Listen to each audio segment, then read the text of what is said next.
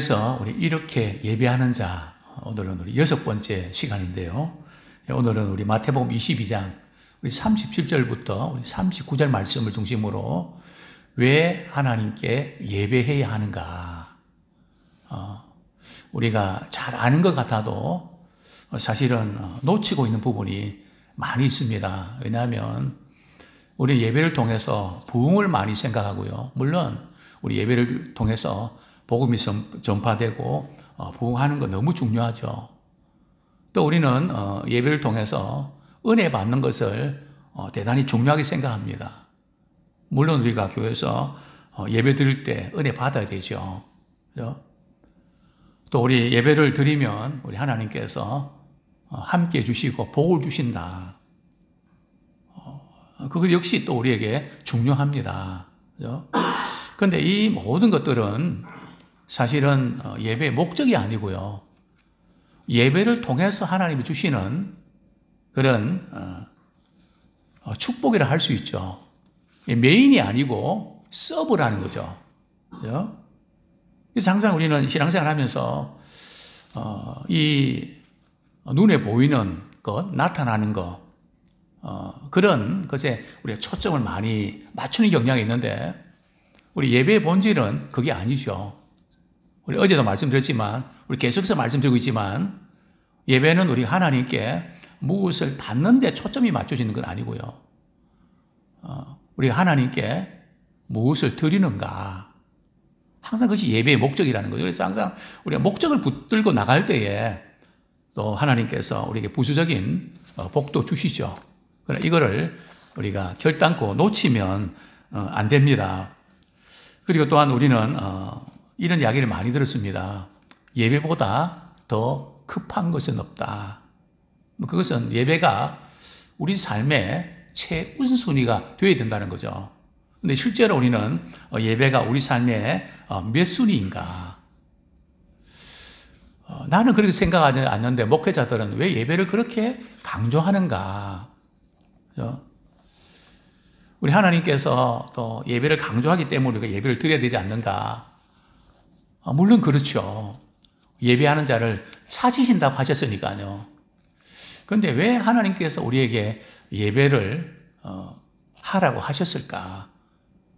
왜 영과 진리로 예배하는 자를 찾으신다고 하셨을까? 세상에 수많은 사람들 가운데 왜 하필이면 예배하는 자를 찾는다고 하셨을까? 하는 그 부분에 대해서 오늘 함께 고민하면 좋겠습니다. 왜 예배해야 하는가?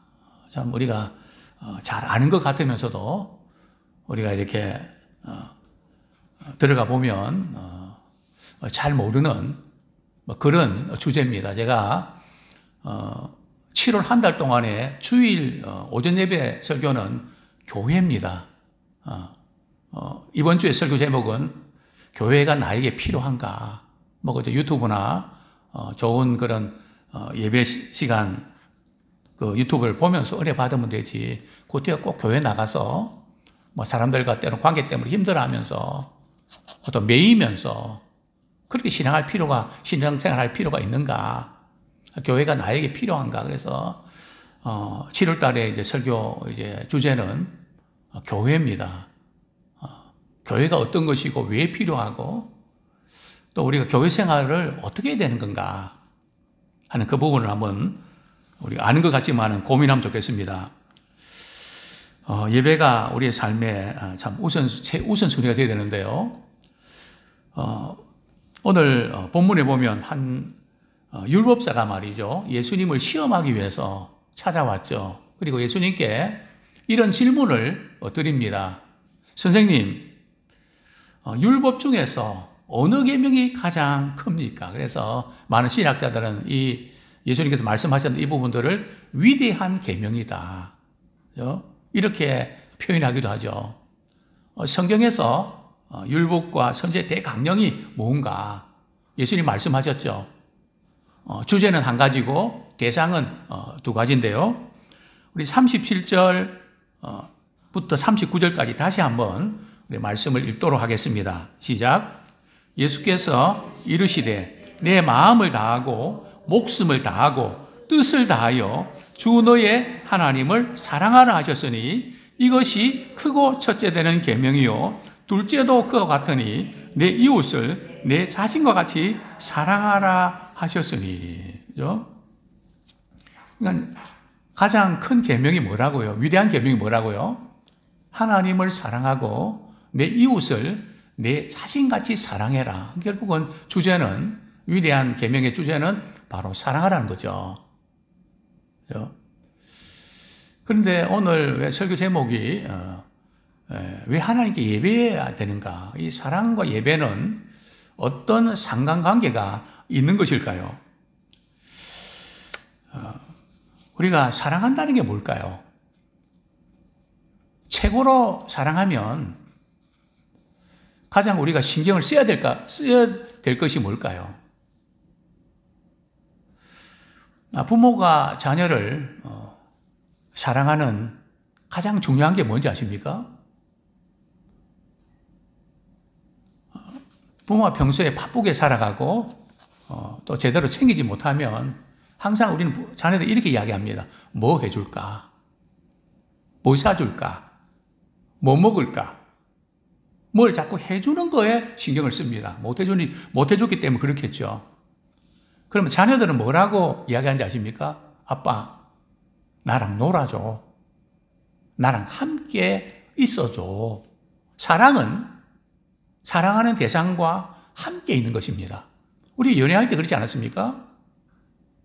가장 좋은 것이 어디 가서 무엇을 먹고 이런 것부터 중요한 것은 사랑하는 사람과 함께 있는 것이죠. 그래서 여행할 때 제일 중요한 것이 어디를 가느냐도 중요하지만 누구랑 가는가. 너무너무 중요하죠. 마찬가지로 예배는 하나님과 함께 시간을 갖는 것이고 하나님과 교제하는 것입니다. 그래서 그것이 가장 우리 삶의 우선순위가 되어야 된다는 거죠. 하나님과 함께 시간을 갖는 것. 물론 이것은 공예배뿐만 아니라 개인적으로도 마찬가지죠. 말씀을 읽고 기도하고 하나님과 시간 갖는 것. 이것이 삶의 우선순위에서 최고를 차지하는가 아니면 밀리는 순위인가를 우리는 점검하면서 우리 하나님과 시간을 보내는 이것을 귀하게 여기는 우리 모두가 되기를 소원합니다. 왜냐하면 우리의 시간 사용은 말이죠. 우리가 무엇을 가장 중요하게 여기는가 그것이 이렇게 저울질할 수 있는 척도가 되는 것이죠. 우리가 사랑한다고 하지만 나 바빠서 시간을 못 내. 그러면 사랑하는 게 아니죠. 사랑하는 사람과는 반드시 시간을 내게 되어 있습니다. 그러니까 시간 사용을 보면 그 사람이 뭘 가장 중요하게 여기는지를 우리가 알 수 있죠.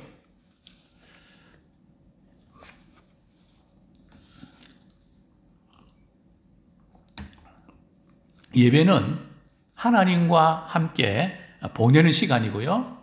그분을 알아가는 시간이고요. 그분을 섬기기 위해서 우리의 마음과 뜻과 힘을 다해서 준비하는 그런 시간이 바로 예배죠. 예배 시간은 참 뭐가 중요할까? 참 우리가 세상에 살면서 우리 한 주일 동안 지내면서 크고 작은 많은 일들이 일어나죠. 생각지 않을 일어나죠.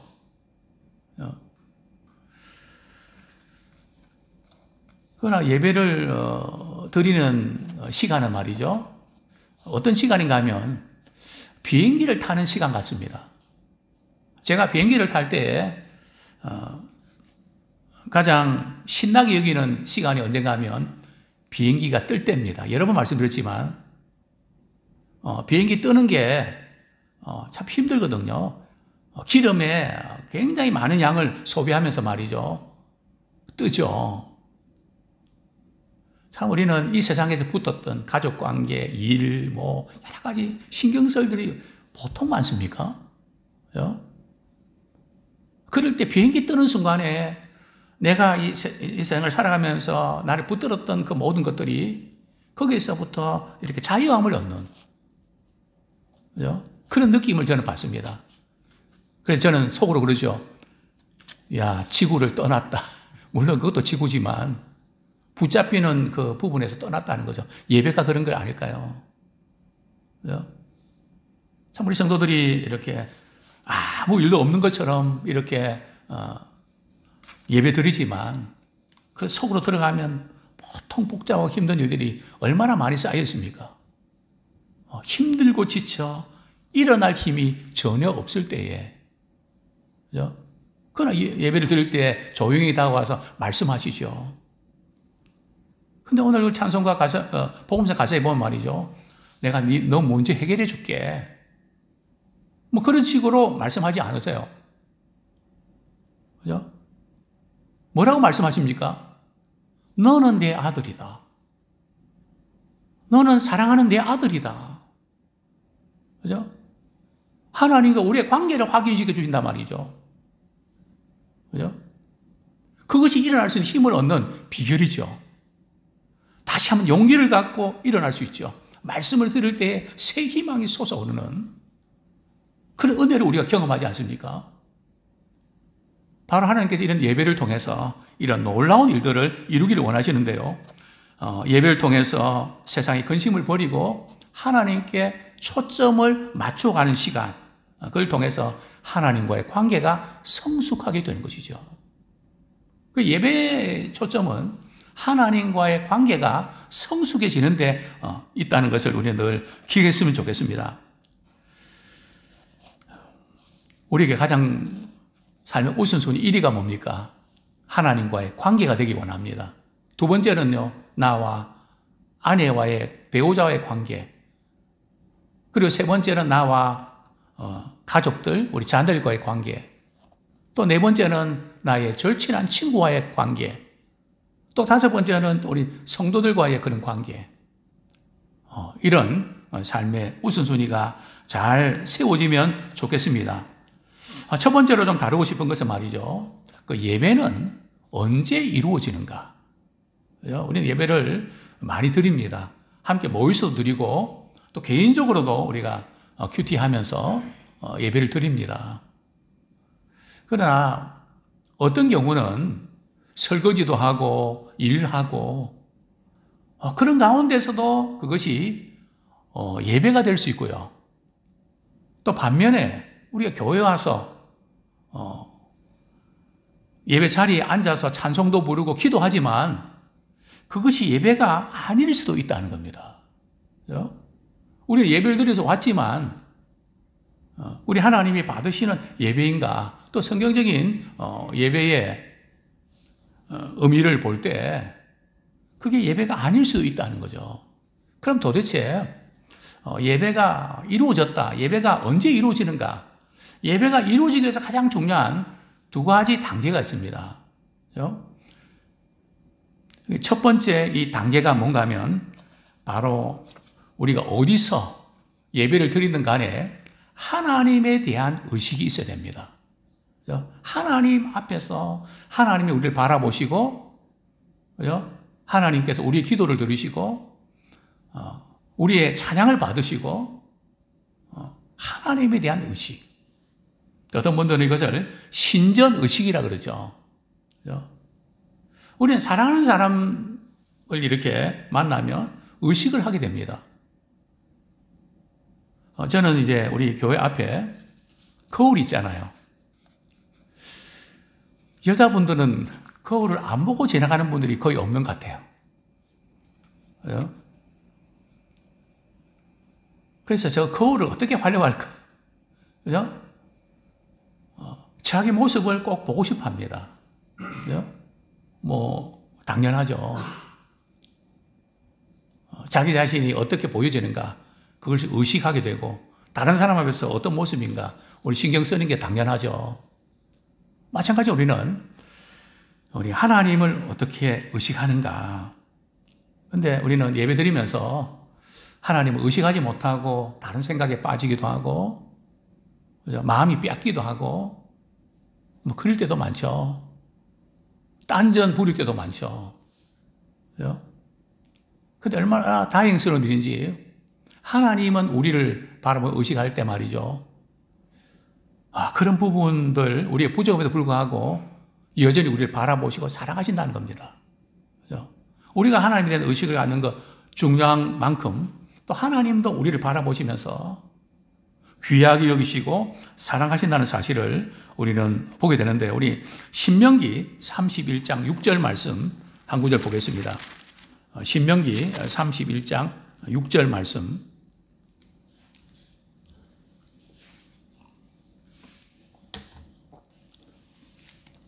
같이 읽겠습니다. 시작. 너희는 강하고 담대하라. 두려워하지 말라. 그들 앞에서 떨지 말라. 이는 내 하나님 여호와 그가 너와 함께 가시며 결코 너를 떠나지 아니하시며 버리지 아니하실 것입니다. 참 이스라엘 백성을 향한 이 하나님의 약속, 늘 자기 백성들에 대해서 의식하고 사랑하고 관심을 두고 행하시는 그 하나님, 참 이 하나님이 계셔서 얼마나 우리 감사한지 모릅니다. 미국의 제30대 대통령, 저도 이름이 좀 생소한 분인데요, 켈빈 콜리제라는 사람이 이렇게 말한 적이 있습니다. 사람이 성장할 때가 언제인가? 바로 하나님께 예배 드릴 때다.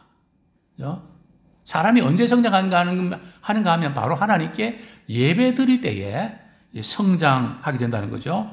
또한 토마스 칼라일도 정기적으로 예배를 드리지 않는 사람은 아무도 보지 못하는 쌍경을 쓴 것 같다. 쌍경 아시죠? 그죠? 쌍경을 쓰면 아무것도 안 보이니까 예배에 실패하면 말이죠, 아무것도 배는 게 없다는 거죠. 목적 상실, 판단력 상실. 그러니까 우리가 지금 매일 때로는 졸기도 하고 생각이 다른 데 빼앗기기도 하고 그런 경우도 있을 수 있죠. 그런데 보이지 않게 우리가 예배 드릴 때 말이죠, 하나님의 의식을 가지면서 하나님의 은혜의 기약권 영향권에 들어가거든요. 대단히 중요합니다. 고기약권에 들어가면 날씨가 맑고요, 저기약권에 들어가면 비가 오거나 흐리잖아요. 그러니까 우리가 예배는 말이죠, 우리 인생의 기약권이 바뀌는 너무너무 중요한 그런 시간임을 우리는 보게 됩니다. 우리 쌍안경을 안 쓰면 좋겠습니다. 아무것도 보이지 않는. 모든 예배는 하나님에 대한 의식에서 출발해야 됩니다. 그죠? 하나님에 대한 의식. 그런데 우리 어떻게 하나님에 대한 의식을 우리가 경험할 수 있을까요? 대단히 중요하죠. 하나님을 의식하고 하나님 온전히 예배드려야 된다고 우리는 많이 들었는데 그게 어떻게 실제적으로 가능한가요?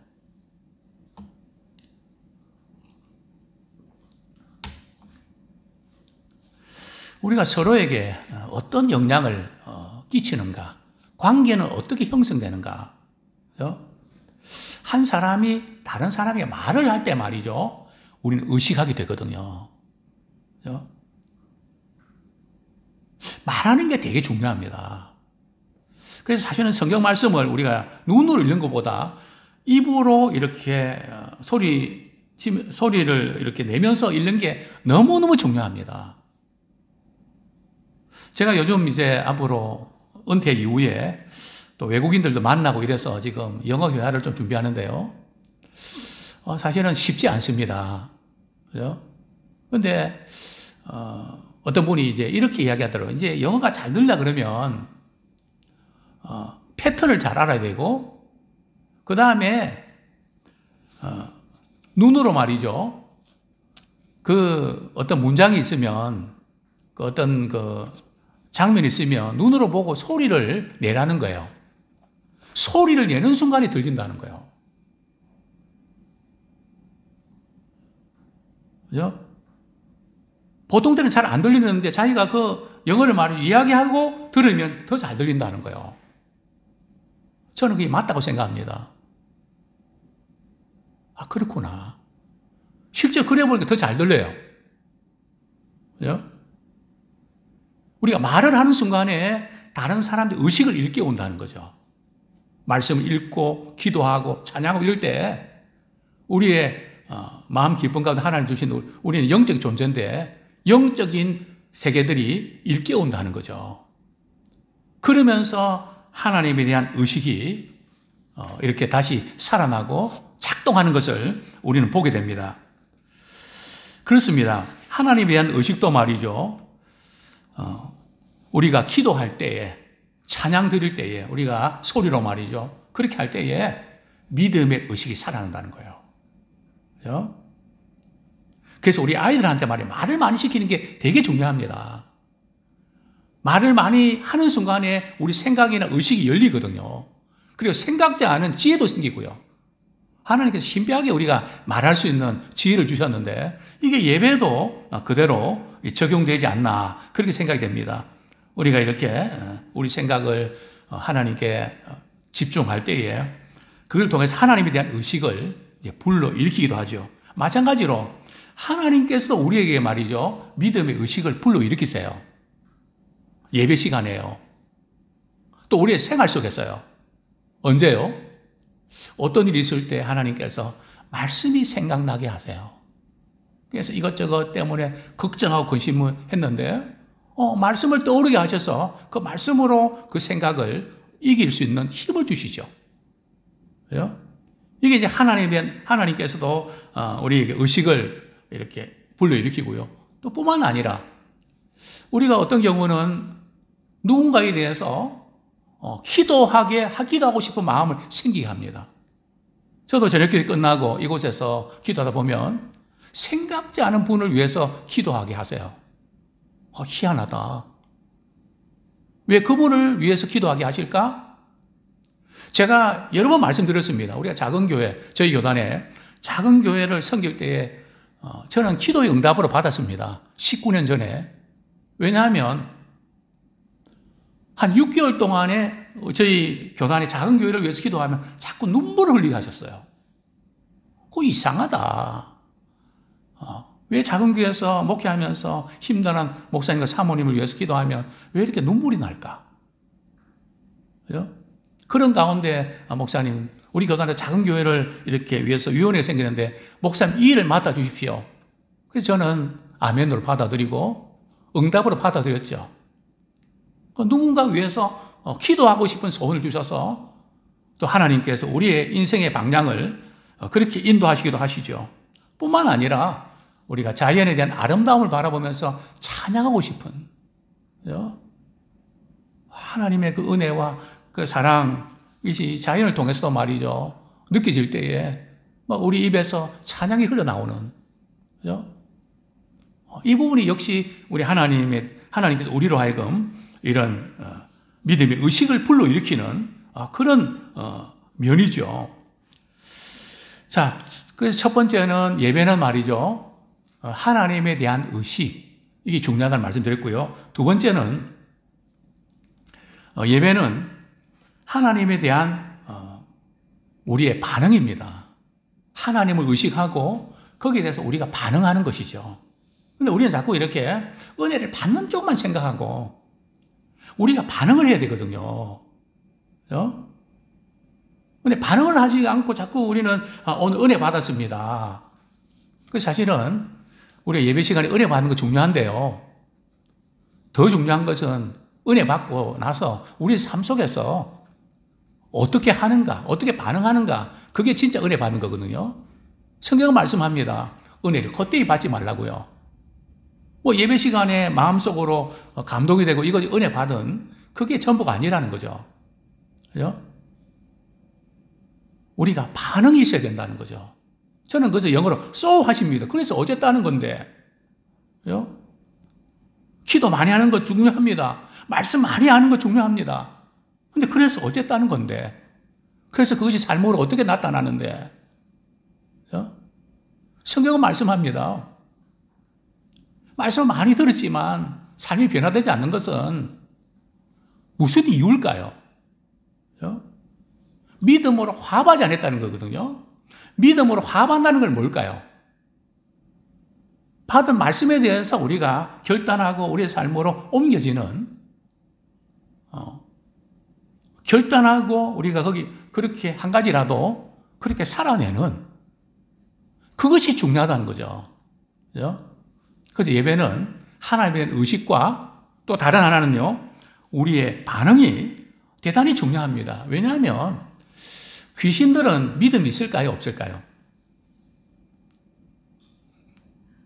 귀신들이 믿음 있나요? 없나요? 믿음 나름이겠죠?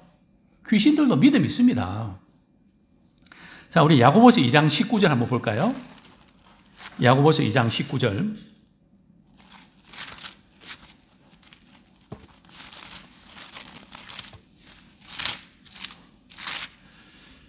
같이 한번 읽겠습니다. 시작.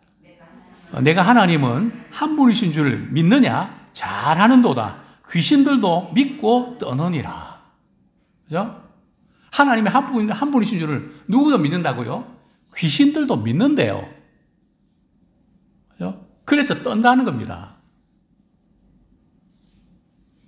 그러나 말씀대로 반응하지는 않죠. 예수님이 누구신지 알지만 믿지 않죠. 반응하지 않죠. 그죠?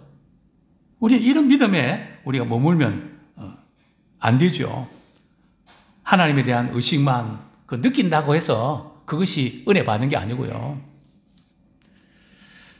우리가 그분께 가까이 나가서 예배 드리고 그의 말씀을 가까이 하고 그 말씀대로 우리가 이렇게 반응하는 그런 우리가 되기를 소원합니다.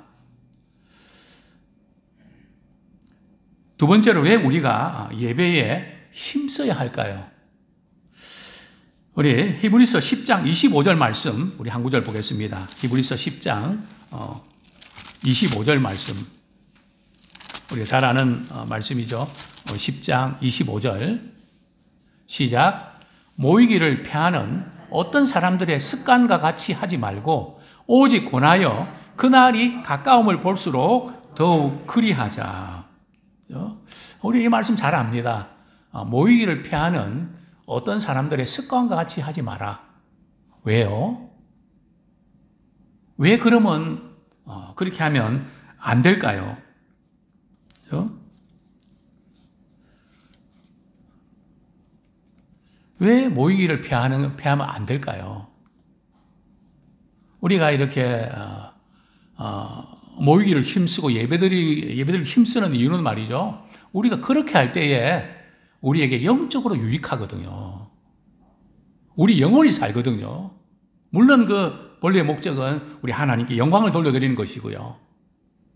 저는 예배는 우리의 삶의 목적을 분명하게 하는 겁니다.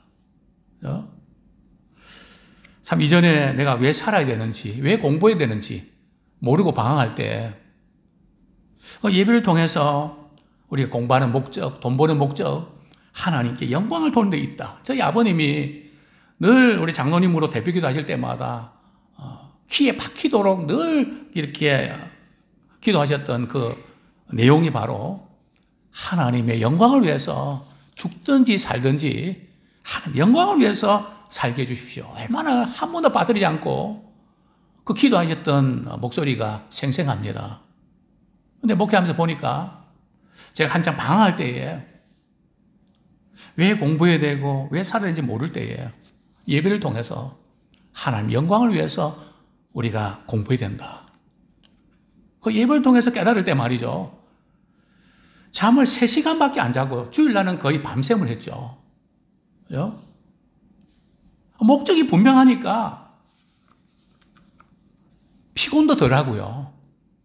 잡념도 사라지고요. 그죠? 얼마나 무섭게 공부하게 되는지. 그죠? 그 예배는 우리 삶의 목적을 우리에게 가르쳐 주는 것이다. 그것이 바로 하나님의 영광을 위한 거기에 맞춰져 있지 않습니까? 그렇습니다. 우리가 이렇게 예배를 통해서 우리는 영적인 유익도 얻고요. 또 예배를 통해서 다른 사람을 유익하게 하는, 더 다른 사람들을 섬기게 하는. 그런데 이제 우리 이런 질문을 할 수 있죠. 우리가 예배는 집에서도 할 수 있는데 꼭 교회 와서 예배를 드려야 될 필요가 있을까? 많은 분들이 이 부분에 대해서 우리가 개인적으로 어디서든지 우리 예배를 드리면 되지. 그래서 우리 개인적으로 우리 예배를 드리는 거 너무 중요합니다. 그죠? 그러나 우리 공적으로 예배 드리는 거 대단히 중요합니다. 왜냐하면 말이죠. 벌써 예배 드릴 때에 우리 찬양 드릴 때에 이렇게 반주도 하고 또 함께 찬양하고 이제 그런 것을 통해서 말이죠. 우리는 믿음의 의식들이 깨어나고요. 또 하나님의 그 아름다움에 대해서 우리가 영향을 받게 됩니다.